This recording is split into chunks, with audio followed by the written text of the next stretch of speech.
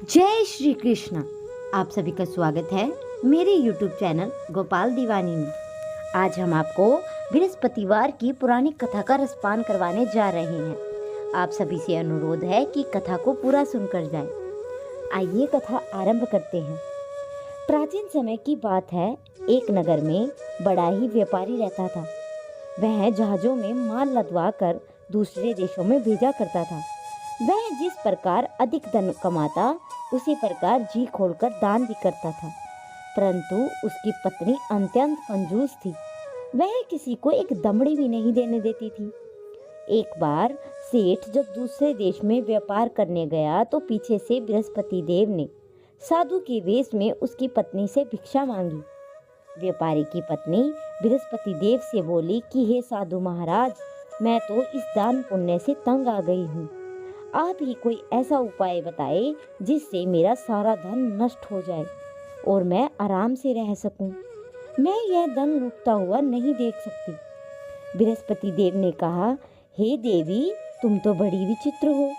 संतान और धन से भी भला कोई दुखी होता है। अगर अधिक धन है तो उसे शुभ कार्यों में लगाओ, कुंवारी कन्याओं का विवाह कराओ, विद्यालय और बाग बगीचों का निर्माण कराओ।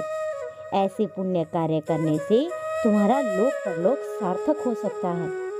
परंतु साधु की इन बातों से व्यापारी की पत्नी को तनिक भी खुशी नहीं हुई।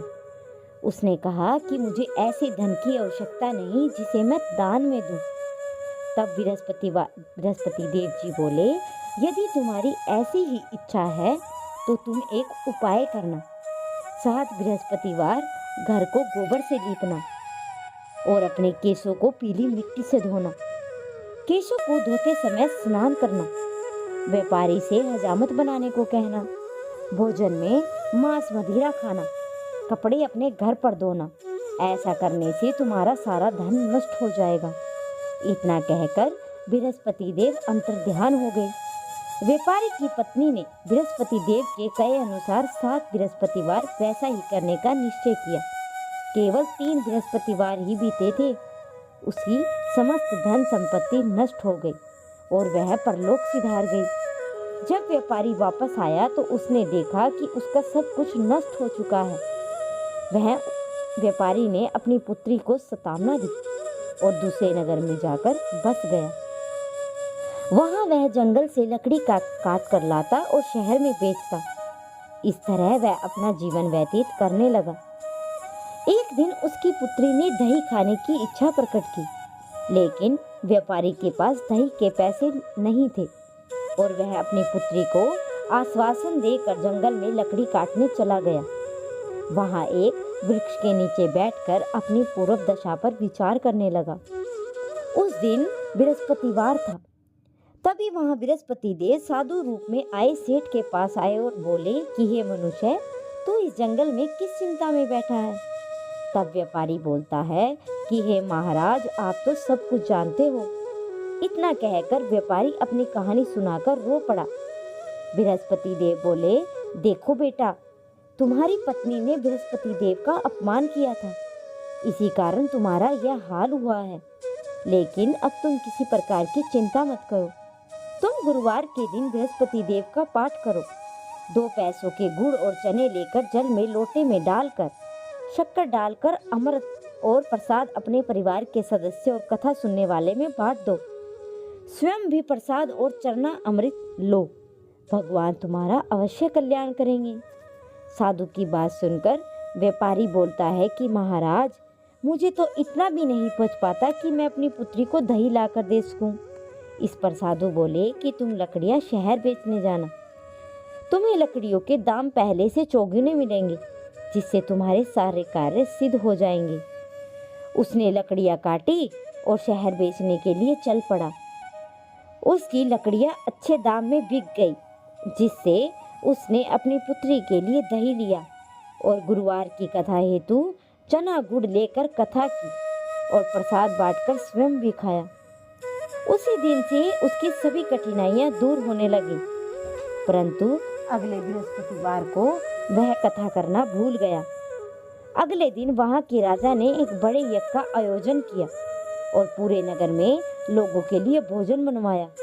राजा की आज्ञा के अनुसार पूरा नगर राजा के महल में भोजन करने गया, लेकिन व्यापारी व उसकी पुत्री तनिक विलंब से पहुंचे। उन दोनों ने राजा के महल में जाकर भोजन किया।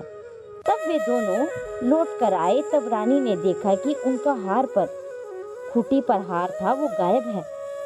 रानी को व्यापारी और उसकी पुत्री पर संदेह हुआ और उसका हार उन दोनों ने ही चुराया है, और राजा की आज्ञा से उन दोनों को कारावास की कोठरी में कैद कर लिया गया। कैद में पड़कर दोनों अत्यंत दुखी हुए। वहां उन्होंने बृहस्पति देवता का स्मरण किया। बृहस्पति देव ने प्रकट होकर व्यापारी को अपनी भूल का आभास कराया और सलाह दी कि गुरुवार के दिन कैद खाने के दरवाजे पर तुम्हें 2 पैसे मिलेंगे। उनसे तुम चना और मुनक्का मंगवा कर विधि पूर्वक बृहस्पति देवता का पूजन करना, जिससे तुम्हारे सारे दुख दर्द नष्ट हो जाएंगे। बृहस्पतिवार को कैद खाने के द्वार पर उन्हें 2 पैसे मिले। बाहर सड़क पर एक स्त्री जा रही थी। व्यापारी ने उसे बुलाकर गुड़ और चना लाने को कहा। इस पर वह स्त्री बोली कि मैं अपनी बहू के लिए गहने लेने जा रही हूँ, मेरे पास इतना समय नहीं है। इतना कहकर वह चली गई। थोड़ी देर बाद वहां से एक और स्त्री निकली। व्यापारी ने उसे बुलाकर कहा कि बहन, मुझे बृहस्पतिवार की कथा करनी है, तो मुझे 2 पैसे का गुड़ और चना ला दो। बृहस्पति देव का नाम सुनकर वह स्त्री बोली कि भाई, मैं तुम्हें अभी गुड़ और चना लाकर देती हूँ। मेरा इकलौता पुत्र मर गया है। मैं तो कफन लेने जा रही थी, लेकिन मैं पहले तुम्हारा काम करूँगी, उसके बाद अपने पुत्र के लिए कफन लेने जाऊंगी। वह स्त्री बाजार में व्यापारी के लिए गुड़ और चना लाई। स्वयं भी बृहस्पति देव की कथा सुनी और कथा समाप्त होने पर वह स्त्री कफन लेकर घर गई। घर पर लोग पुत्र की लाश को राम नाम सत्य कहते हुए शमशान ले जाने की तैयारी कर रहे थे। स्त्री बोली कि मुझे अपने लड़के का मुख देख लेने दो। अपने पुत्र का मुख देखकर उस स्त्री ने मुंह में प्रसाद और चरणामृत डाला, तो उसके प्रभाव से वह पुनः जीवित हो गया। पहली स्त्री जिसे बृहस्पति देव का निरादर किया था, वह अपने पुत्र के विवाह हेतु पुत्र वधू के लिए गहने लेकर लौटी।